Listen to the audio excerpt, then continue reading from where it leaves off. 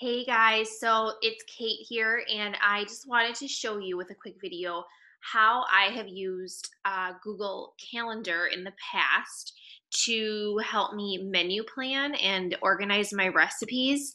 And so I have on the screen, I'm just sharing with you, these are a couple months from last summer when I really started getting into Google Calendars for menu planning. And so it's past. And I will tell you very honestly that I do not plan this meticulously every single week. I did last summer, and I had some great weight loss results last summer because I was doing this so consistently and eating clean, but I am not like this every week. In fact, if you want to see how it tapered off, here's September. Here was October, November, I started a little bit. December, I had a here and there, January. So you can see I'm very, very, very inconsistent. But that's just life, and that's how it is, and that's how you just kind of get good at things. You just start and you do it as much as you can and you just keep going and keep trying. So I wanted to share this with you because this has been by far my favorite method of menu planning, even though I'm not consistent with it. So what I actually did is I set up a Google Calendar, and I specifically have one right here as my menu planner calendar, and I don't put any other events on this except food related things like my daily recipes, which in this calendar are colored green, and then these red ones, which I stopped doing, but you may want to consider it. It was kind of a way for budgeting. That's where I wrote down how much money we were spending on food. And so like on this day, the 23rd, we went to Buster's and Chipotle rather than eating out. Or like here, look at, we did Buster's 2 days in a row and spent $45 total. So you could see that it was just a way for me to really track what I was spending on food, because that year I had realized that we were just going overboard going out to eat. And that was one of my reasons for starting this menu planner thing. Anyway, back to menu planning. So lots of features that I loved about using Google Calendar. Number one, I love technology, so this is really easy for me. If it's not, technology is not your thing, then maybe this wouldn't work for you. But the whole purpose of this is just to share ideas. So what I did was each day, for example, on Monday the 28th right here, there's an event called cauliflower crust pizza. And that was literally an event, and it's just the recipe. And so if I click on this recipe, it will take me to, I'll go to edit the event. And you can see here that what I did is I named the event the name of the recipe. Super easy. I made sure that it was on that date that I had selected. I made it an all-day event because then it just shows up on the calendar a little bit differently, and I liked how it showed up. I didn't worry about a location. I didn't worry about that. I did make sure that it was in the correct calendar, so it wasn't on my other calendars because I have multiple calendars. So it's on my menu planner calendar. And then what I love is in the description, I would just copy and paste from the website because I always find my recipes online. And I just copy and pasted the wording directly from the website. And so in the description here, it's just literally the recipe. And then I can edit it. Like if I change something, I can put in my own notes. And so actually on the bottom of each recipe, here's what I do. And this is also a reason why I just loved using Google Calendar.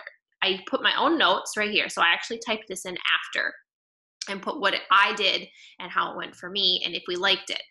And then what I also do is at the bottom of every recipe is I copy and paste the actual URL of the blog or the website that I got the recipe from, so that if I actually wanted to go back to this website, what I can do is I can just copy and paste right now, and I'll show you, open up a new tab, and boom, let's go see this original recipe. Here it is, the best cauliflower crust pizza ever. So if I ever want to reference that old recipe, I can, and it's really, really easy.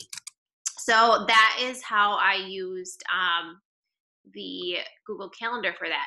So other things that I loved about it, let me think here. I mean, there's lots that I love. Oh, so I loved that because it's a calendar. Let me go back here. So if I was making changes to my meal plan throughout the week, you could just click and drag an event. So like I could reverse these two events, and now we're gonna have cheesy veggie, whatever that is, on Monday, cauliflower crust on Tuesday. So super easy to just move things around if you have last minute plans.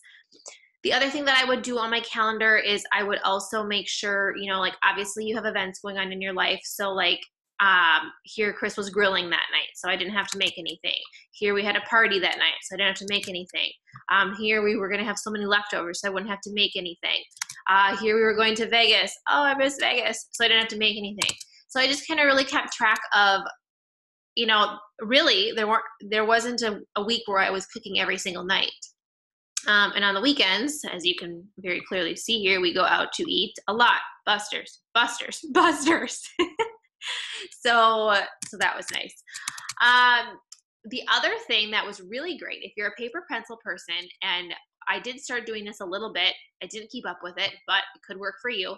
So if you're in an event or in a recipe, so if I click on my cheesy veggie pasta baked recipe, you can save this whole recipe as a PDF file.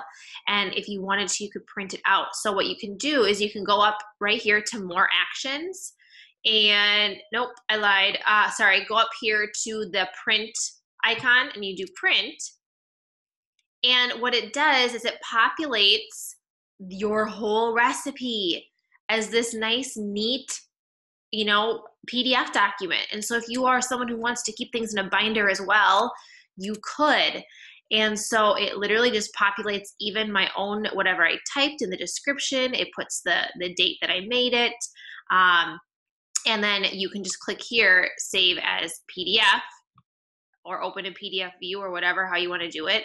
And then I can save it somewhere, wherever I could have a folder for all my recipes. So that's just another feature that I really liked. So even if I wanted to do paper pencil along with digital, I could. I wasn't just limited to paper pencil. Sorry, I think I just clicked something there. Let me see if I can get out of here back to my calendar. So that was a neat feature. Let me think here, other features that I liked. I didn't really do a lot down here. You can add attachments. So if you actually had a document already, you could add that to it, but I've never used that feature. So yeah, I'm gonna go back to the calendar here, and like I said, I am not consistent with this at all, but it's been my favorite one so far.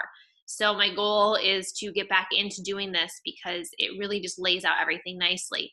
And you know, you could go even further if you like. I just plan dinners. Like I don't really lay out my lunches and breakfast because I try to keep those super simple, or I just keep those kind of on the fly each day. But you could even go as far as, you know, you could do green for dinners, you could do blue events for breakfast, you could do yellow events for lunch, or whatever. You could get pretty specific. But again, the more complex it gets, the less likely you are to stick with it. So that's just kind of a fun way to menu plan, especially if you're a digital techie lover like me and you find a lot of your stuff online. So if you have any questions on how I do this, let me know, but give it a try, play around with it. Again, if you're just learning how to use Google Calendars, it's not difficult, but it does take some learning.